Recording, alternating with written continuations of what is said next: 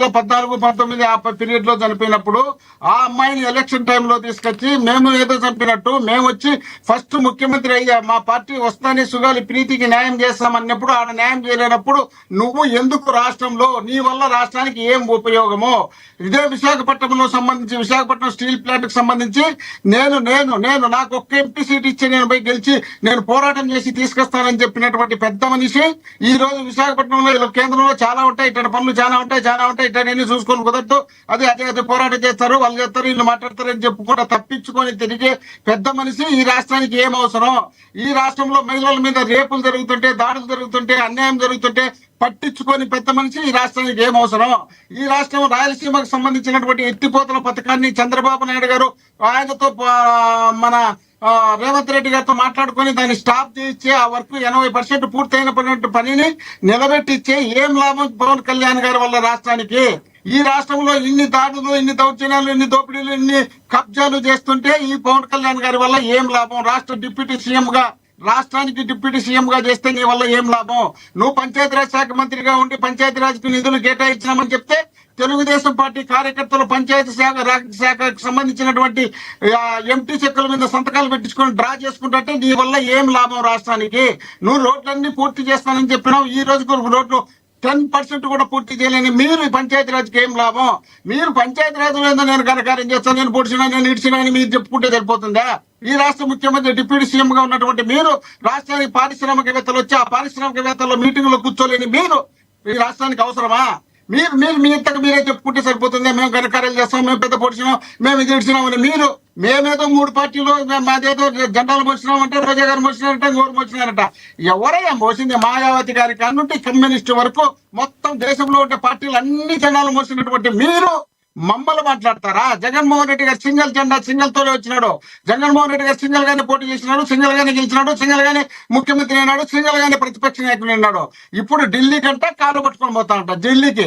జగన్మోహన్ రెడ్డి గారు ఏ రోజున్నా ఢిల్లీకి పోయి వాళ్ళ దగ్గర ఉద్యోగి దండాలు పెట్టడానికి వెళ్ళినాడా? విశాఖపట్నంలో సాక్షాత్తు ప్రధానమంత్రి ఎదురుగా ఉన్నప్పుడే చెప్పాడు, అయ్యా మీకు మాకున్నటువంటి సంబంధాలు ఈ రాష్ట్ర అభివృద్ధి కోసం మాత్రమే తప్ప మీతో మాకు ఎలాంటి సంబంధం లేదని చెప్పిన ఏకైక మనగాడు జగన్మోహన్ రెడ్డి గారు. మీరు రాష్ట్రానికి 2 సార్లు రాజధాని కోసం శంకుస్థాపన పిలిపించుకొని ఒకసారి చెమ్ముడు నీళ్లు, తట్టడు మట్టి, ఇంకొకసారి చాక్లెట్, ఒక చిన్న ఉంగరం. అప్ప ఏమి ఘనకార్యాలు చేస్తారు ఆ దేశానికి మీరు? మీ సమీక్షంలోనే మీ కళ్ళ ముందనే తిరుపతిలో నేను ఈ రాష్ట్రానికి సంబంధించి ప్రత్యేక హోదా ఇస్తాను, ఢిల్లీని తలదన్నే రాజధాని కట్టిస్తానని చెప్పినటువంటి నరేంద్ర మోడీ గారు మిమ్మల్ని అడగాలతో తప్పితే ప్యాకేజీలకు ఒప్పుకొని మీరు ఆంధ్రప్రదేశ్కి వచ్చి రాజీపడి మీరు మాట్లాడతారా? మీలాంటి వాళ్ళు ఉండబట్టే ఈ ఆంధ్రప్రదేశ్ సర్వనాశనం అవుతుంది. కాబట్టి మీలాంటి వాళ్ళు రాష్ట్రానికి అవసరం లేదని ఎందుకంటారు? ఇంత బాగా ఒకటి మోహన్ రెడ్డి గారు ఇంత బాగా పరిపాలించిన మిమ్మల్ని మీరు ఎందుకు 11 దగ్గర కూర్చోపెట్టారు ప్రజలు? మీరు బాగా పరిపాలించారు. వ్యవసాయం చెప్పింది అదే కదా. 3 పార్టీలు రాజ్యాంగబద్ధంగానే వెళ్ళారు కదా. అంత బాగా పరిపాలిస్తే 100 మంది వచ్చినా కూడా కాదు సార్. జగన్మోహన్ రెడ్డి గారే అన్నారు నేను సింగిల్ సింహం అని. జగన్మోహన్ రెడ్డి గారే చాలా సార్లు అన్నారు. ఎంతమంది వస్తే మీకేంటి? ప్రజలు మీ వైపు ఉన్నప్పుడు నేను చెప్పేది వినాలి అంటున్నా. చెప్పండి.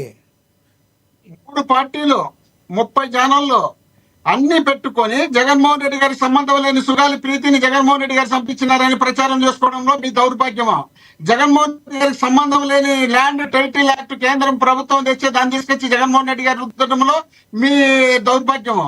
జగన్మోహన్ రెడ్డి గారికి సంబంధం లేనటువంటి భూ కబ్జాలు ఇంకోటి అని చెప్పి ఆయన మీద ఆరోపణలు చేయడంతో ఇంకొక మీరు చేసిన దౌర్భాగ్యం. ఈ రాష్ట్రంలో ఏమేమి తప్పులు మీరు చేసినారో ఆ తప్పులన్నీ జగన్మోహన్ రెడ్డి గారికి కట్టడమే కాకుండా 7 లక్షల కోట్లు, మీరు 4 లక్షలు, మేము 3 లక్షల కోట్లు అప్పు చేసి పెడితే 14 లక్షల కోట్లు అప్పు చేసినాడు, రాష్ట్రాన్ని శ్రీలంక చేస్తున్నాడు అని చెప్పి తెల్లవారి 4 పొద్దుకెక్కిందంట గంట కొట్టి కొట్టి కొట్టి కొట్టి కొట్టి రాష్ట్ర చెవుల్లో రక్తం వచ్చేట్టుగా చెప్పి అబద్ధాలు చెప్పి నమ్మించడంలో ఇంకొకటి.